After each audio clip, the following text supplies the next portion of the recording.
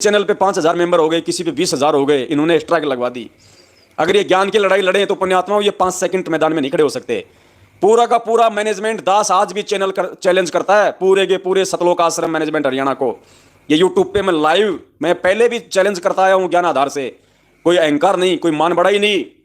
बरवाला कांड के ऊपर और सतगुरु रामपाल जी महाराज जी के सत्संगों के ऊपर, इन दो चीजों पे ये पवन दास जयपुर वाला इस यूट्यूब के माध्यम से देश और दुनिया के सामने काल एजेंट सतलोक आश्रम मैनेजमेंट हरियाणा वालों को परमपिता परमेश्वर मेरे पूज्य गुरुदेव संत रामपाल जी महाराज जी के कलयुगी बेटा बेटी भाई बंधु रिश्तेदार जवाई स्टेट कोऑर्डिनेटर महेंद्र भगोड़े, एपी सिंह वकील, एस के गर्ग नरवाना वकील चंडीगढ़ वाला, जिन्होंने धोखाधड़ियां की हैं, जिन्होंने झूठ बोला, जिन्होंने फ्रॉडबाजी की है चंद पैसों के लिए, केस को सही तरीके से उन्होंने हैंडल नहीं किया, कोर्ट में सही सबूत पेश नहीं किए, इन सभी लोगों को मैं चैलेंज करता हूं। चैलेंज खुला।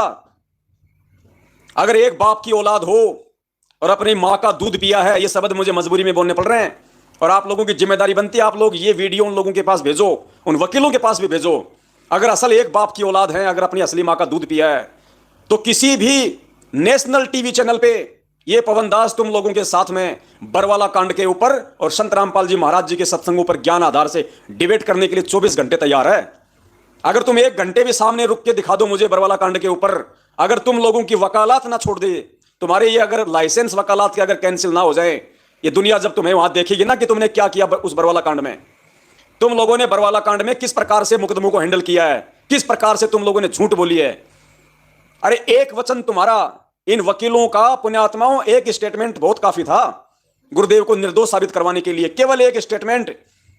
लेकिन ये महेंद्र भगोड़े के उसमें पतलून में घुसे रहे ये नालायक वकील, चंद पैसों के लिए उसकी चापलूसी करते रहे, क्योंकि बरवाला कांड का मुख्य षड्यंत्रकारी महेंद्र भगोड़ा, सतलोक आश्रम मैनेजमेंट हरियाणा, और उसी सतलोक आश्रम मैनेजमेंट हरियाणा ने ये वकील खड़े कर लिए। तो वकीलों को फीस कौन दे रहा? महेंद्र भगोड़ा, मैनेजमेंट। और अब ये वकील कोर्ट में ये किसको बचाएंगे? जो इनको फीस देगा उसी को तो बचाएंगे, वरना गुरुदेव का एक वचन जो गुरुदेव ने कोर्ट में कहा कि मैंने बरवाला कांड नहीं करवाया, मैं तो तारीखों पे आना चाहता था लेकिन मुझे तो रोक के रखा हुआ था, और ये राष्ट्रीय समाज सेवा समिति मेरी नहीं है। पुण्यात्माओं, ये एक स्टेटमेंट अगर ये वकील चाहते तो पूरे के पूरे मैनेजमेंट को कोर्ट में घसीट सकते थे, पूरे के पूरे मैनेजमेंट को, गुरुजी के कलयुगी परिवार वालों को, सबको कोर्ट में घसीट सकते थे। ये आज संगत में कोई लूटने के लिए नहीं बसता, क्योंकि फिर कोर्ट बोलता है कि ये राष्ट्रीय समाज सेवा समिति कौन है? जिसने संत रामपाल जी को बंधक बनाया, जिसने उनको कोर्ट में नहीं आने दिया। ये वकील अगर ये दलील कोर्ट में पेश करते कि साहब संत रामपाल जी महाराज जी क्या करते, खुद उनके स्टेटमेंट है, देख लीजिए, उन्होंने अपने स्टेटमेंट में भी उन्होंने यही कहा है, मीडिया के सामने भी उन्होंने यही कहा है कि मैं तो कोर्ट में जाना चाहता था लेकिन मुझे उन लोगों ने रोक के रखा हुआ था, सतलोक आश्रम मैनेजमेंट वालों ने, राष्ट्रीय समाज सेवा समिति वालों ने, मैंने कोई कमांडो नहीं बनाया। तो इन वकीलों की जिम्मेदारी बनती थी इन नालायकों की। ये कोर्ट में कहते साहब ये राष्ट्रीय समाज सेवा समिति, ये सतलोक आश्रम मैनेजमेंट हरियाणा इस बरवाला कांड का मुख्य जिम्मेदार है। किसने देखा कि संत रामपाल जी महाराज वहां पे आश्रम के मेन गेट पे आके कोई बात बोल रहे हैं? माइक में कुछ बोला उन्होंने? अपने भक्तों को कोई आदेश दिया उन्होंने? पुलिस वालों के ऊपर उन्होंने कोई पथराव करवाया? सुना आपने कोई स्टेटमेंट उनका जो उन्होंने आश्रम में अपने भक्तों को कहा हो ये बात आके सामने कि बच्चों मैं कोर्ट में नहीं जाना चाहता, और बच्चों तुम मर जाओ मार जाओ, इन पुलिस वालों को अंदर मत आने दो, और बच्चों तुम काले कपड़े पहनो, तुम ये पत्थर, पेट्रोल बम, ये डंडे इन पुलिस वालों के सामने लेके खड़े हो जाओ। ये वकील यदि ये स्टेटमेंट वहां देते कोर्ट में खड़े होके कि साहब ये राष्ट्रीय समाज सेवा समिति, ये संत रामपाल जी महाराज के परिवार वाले, उनका मैनेजमेंट सबसे बड़ा दोषी है, जिन्होंने चंद पैसों के लिए अपने अहंकार में आके इन्होंने इतना बड़ा ये कांड करवा दिया, इस मैनेजमेंट को पकड़ा जाए, असली गुनेगार ये है बरवाला कांड के। तो कोर्ट आदेश देता पुलिस को कि भैया पकड़ो इनको, कौन है ये हरामजादे जिन्होंने संत रामपाल जी के पीठ पीछे उनको बंधक बना के इन्होंने इतना बड़ा ये कांड करवा दिया। पुण्यात्माओं, तब मजा आता, तब मानते कि ये वकीलों ने गुरुजी का मुकदमा लड़ा है। इन वकीलों ने तो केवल चंद पैसों के लिए महेंद्र भगोड़े के टुकड़ों पे पलते हुए महेंद्र भगोड़े को बचाया है, आज भी उसी को बचा रहे हैं, वरना मुख्य दोषी वो है गुरुजी के स्टेटमेंट अनुसार, गुरुजी के बयान अनुसार। और इसीलिए पिछले 7 साल से हम सत्सेवक इनसे गुरुजी के बयानों की फोटोकॉपी मांग रहे हैं, क्यों नहीं दे रहे? अरे संगत को डूब के मर जाना चाहिए, इस मूर्ख संगत को डूब के मर जाना चाहिए इनको। नालायकों, तुम्हारे गुरुदेव ने कोर्ट में क्या बयान दिए तुम देखने के अधिकारी नहीं क्या? तुम स्टेटमेंट मांगने के अधिकारी नहीं हो क्या? किस लिए फिर तुमने उनको अपना गुरु बना रखा है?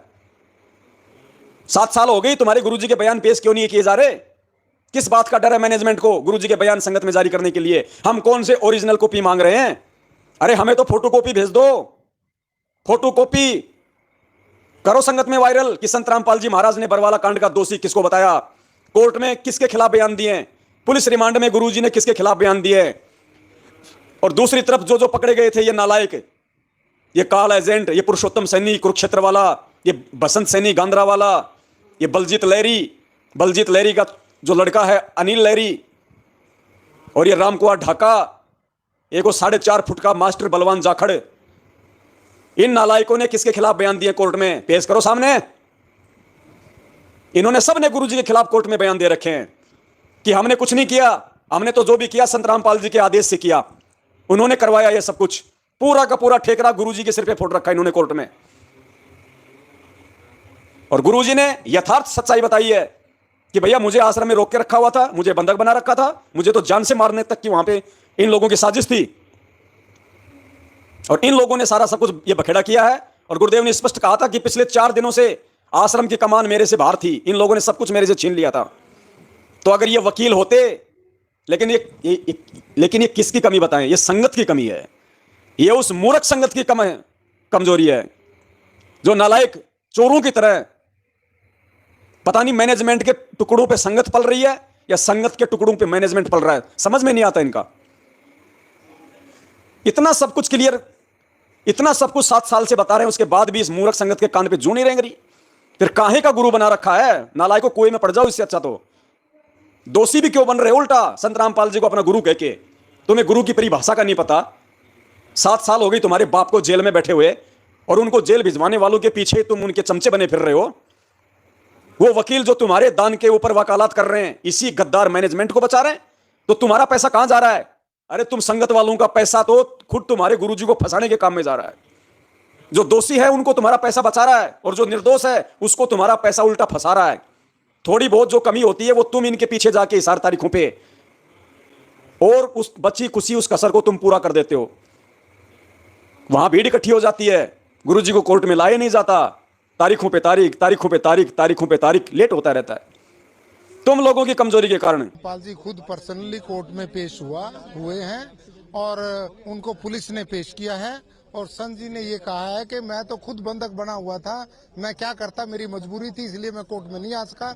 मैं बीमार जरूर हूँ, परंतु बीमार के होते हुए भी मैं कोर्ट में आता। किसने बंधक बनाया था उनको? कुछ लोग थे वहाँ पर, हजारों लोग थे, वो कहने लगे तुमने नहीं जाना, इनको रोका हुआ था। अब पुलिस ने जब इनको छुड़ाया तो ये डायरेक्ट एम्बुलेंस में पुलिस इनको कोर्ट में ले। और कितनी देर से बंधक थे वो? ये तो अब जब से ये झगड़ा चल रहा है ना, तब से बंद की थे, 15-16 दिन से शायद।